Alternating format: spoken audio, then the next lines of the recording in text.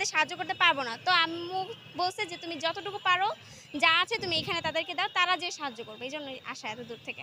একা আসা হয়েছে নাকি না, কারো না, সাথে? না, আমার সবাই আমার ক্লাসমেট ফ্রেন্ডস। সহপাঠী। আর নিজ উদ্যোগে কি আপনারা সাহায্য করতেন? জি, জি, আমাদের টিফিনে যত টাকা ছিল আম্মুদের থেকে নেওয়া সবগুলো তো আমরা প্রতিদিন ব্যবহার করা হতো না। তা আমরা জমানো হয়েছে, এখন সবাই একসাথে সেটা নিয়ে আমরা হচ্ছে ২,০০০ টাকা দিয়েছি এখানে। বাকি যারা আসেনি, বান্ধবী বা ক্লাসমেট বা বাকিরা তাদের উদ্দেশ্যে কি বলতে চান?